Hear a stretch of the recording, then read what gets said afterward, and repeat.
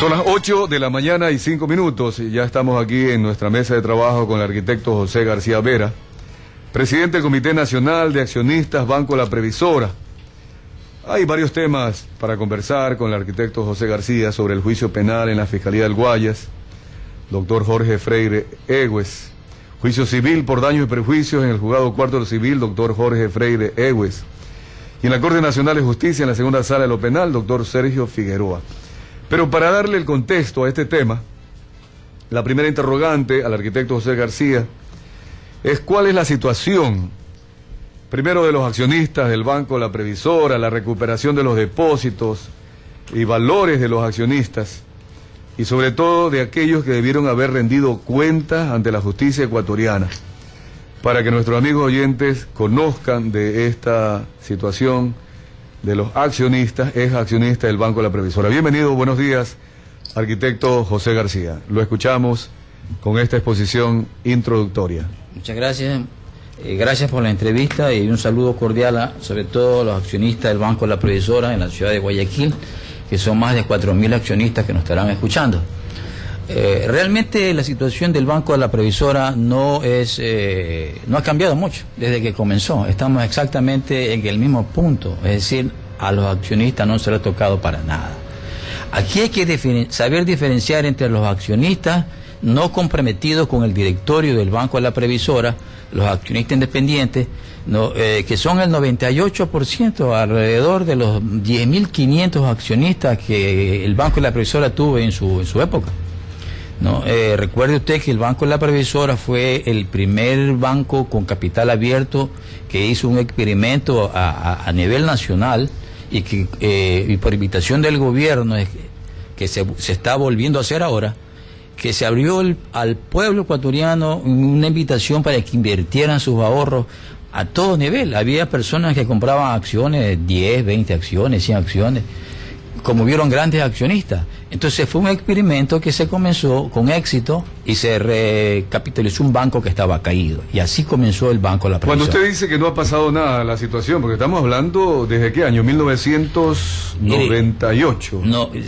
Realmente el caso de La Previsora, como se lo conoce, comenzó en el 4 de octubre de 1999. 99, el 4 de octubre, día domingo, que salió por los medios de comunicación que la fusión o el intento de fusión que se hablaba en ese momento con Filambanco había comenzado. Es decir, que ya estamos hablando de 11 años. Así es. Ahora, ¿qué significaría esto? Que ustedes no han recuperado su inversión, sus depósitos en el Banco de la Previsora hasta la fecha, al decir que no ha pasado nada.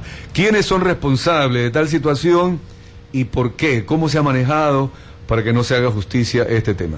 Bueno, realmente no se ha hecho nada con los accionistas porque la voz de los accionistas nunca ha sido escuchada por los organismos de control.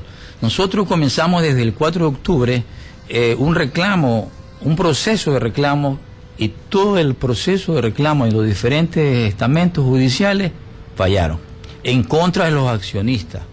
Muy raro. ¿Ustedes estaban considerados como solidarios en este caso de pérdidas como accionistas o tenían alguna acción especial que en el evento de quebrar el banco o de cerrar el banco ustedes no perdían sus acciones? Sí, ahí hay que hacer una diferenciación, ¿no?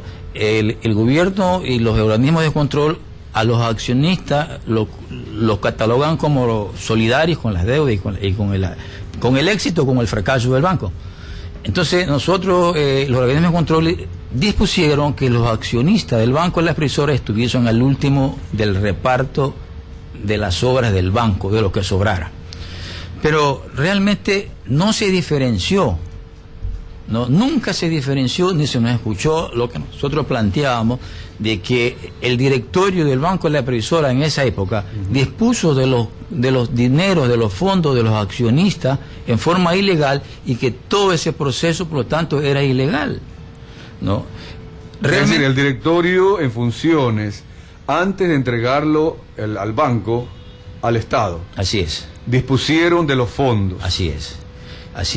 Eso se debe porque realmente el manejo turbio que está completamente comprobado que hizo el directorio del Banco La Previsora antes de la fusión que fue el motivo de la liquidación del banco, no se lo investigó. Ellos han cometido un crimen perfecto. Ya. Se dice que no hay crimen perfecto, aquí hay un crimen plus cuan perfecto, porque hasta estos momentos la directiva del Banco de la Previsora disponen de fondos, se han quedado con bastantes fondos, causaron la pérdida millonaria del banco.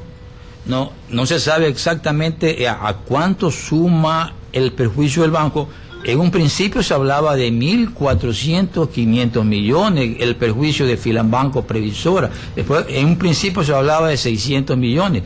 Y ahora tenemos un informe que nos dice que la pérdida del banco Previsora, en el hueco patrimonial que hicieron Previsora Filambanco o al Estado ecuatoriano, fue de 170 millones de dólares. Como usted verá, las cifras son muy cambiantes y son muy diferenciables, ¿no? Entonces, pero el perjuicio a los accionistas del Banco de la Previsora sigue intacto. Los accionistas del Banco de la Previsora somos más de 10.548 a nivel nacional. Y no han logrado que los juicios se establezcan, porque yo tengo aquí una información, cuando el presidente de la Corte Suprema de Justicia, Jaime Velasco Dávila, emitió el llamado a juicio penal en contra de Álvaro Guerrero, Gonzalo Hidalgo del Banco de la Previsora y Filambanco, y Luz Villasís del AGD como autores de peculado por la quiebra de los dos bancos, sumando como encubridores a Juan Falcón Dipuy, inclusive en ese entonces, y Jorge Guzmán, ex superintendentes de bancos. Así es. Al mismo tiempo liberó de culpabilidad a 9 de los acusados porque la ex fiscal Yepes de Velasco no emitió dictamen en contra de los mismos.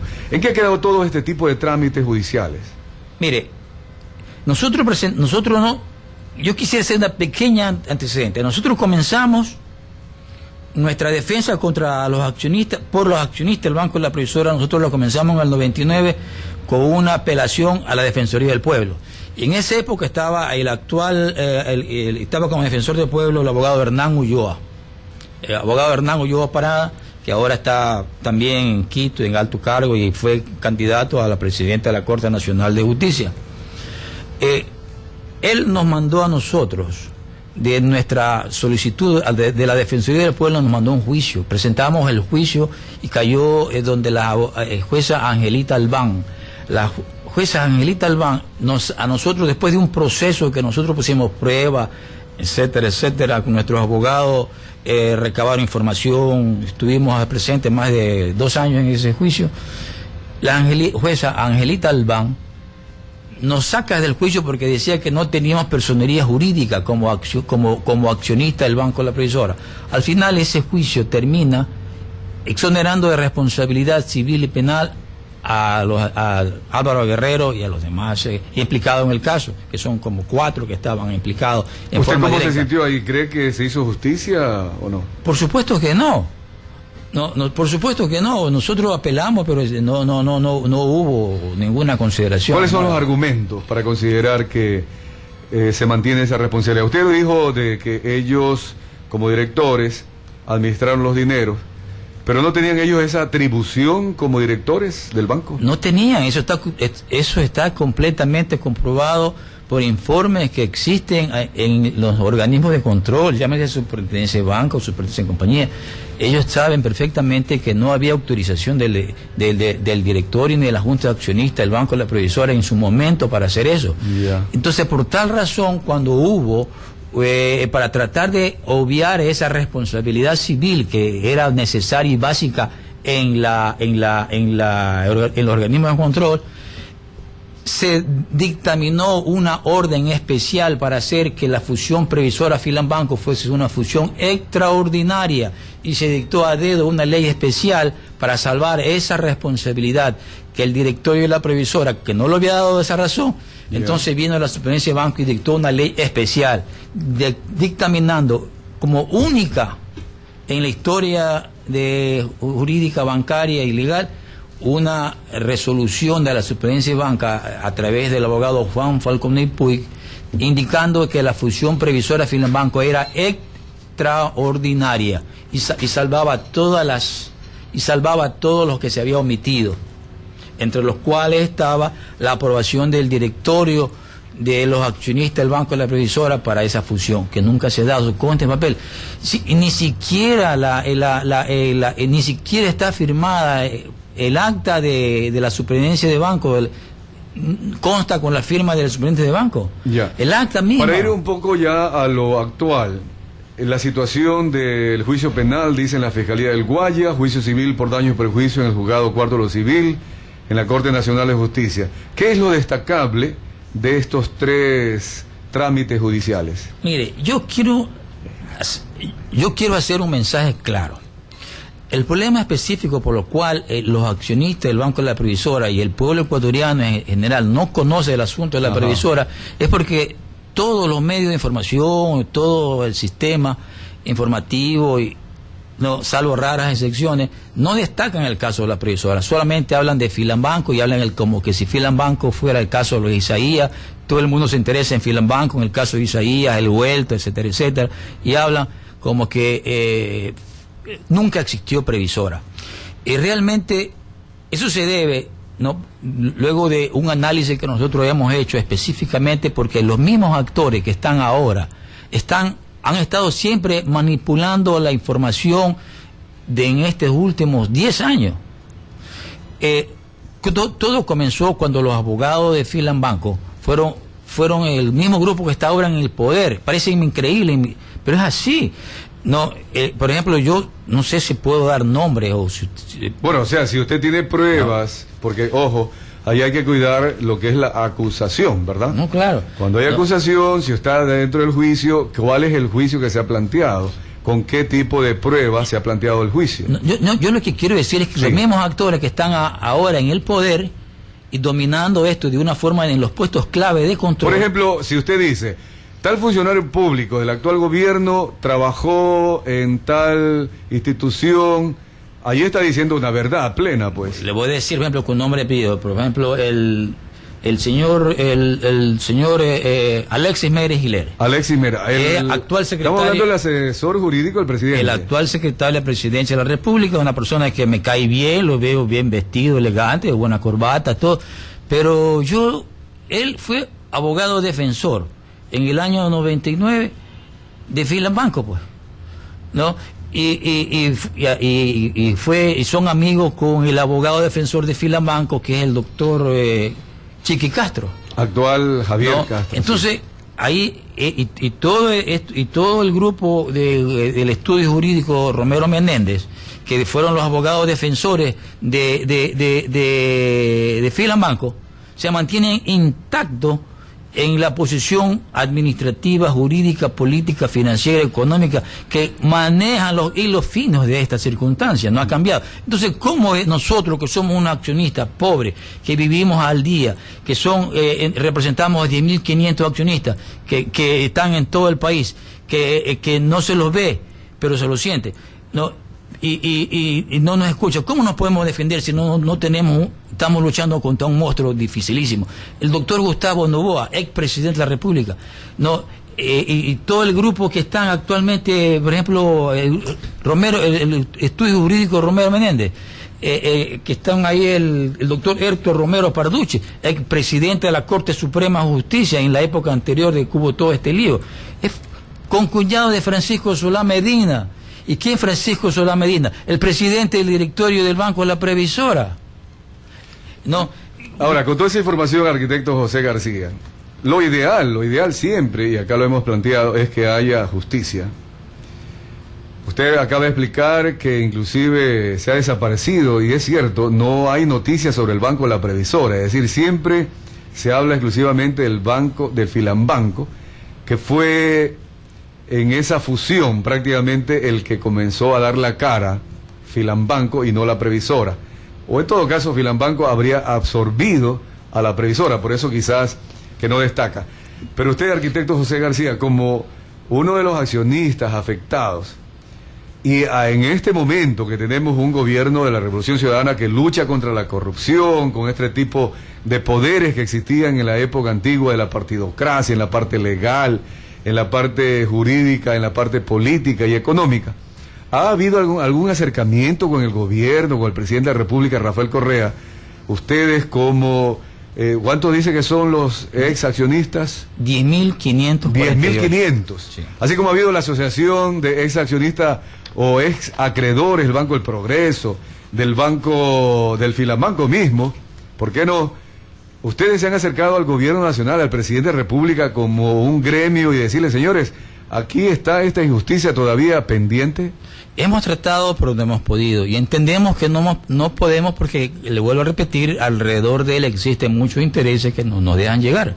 Hemos tratado de hablar con el presidente del Banco Central, actual, Diego Borja, para tratar de explicarle el caso, porque en las manos de él está justamente los activos del Banco de la Previsora anteriormente. Hemos solicitado que se investigue el fideicomiso Rey, mediante el cual pasaron los activos de 425 compañías que eran de la Previsora, pasaron al fideicomiso Rey, activo que está todavía vivo y vigente por 80 años.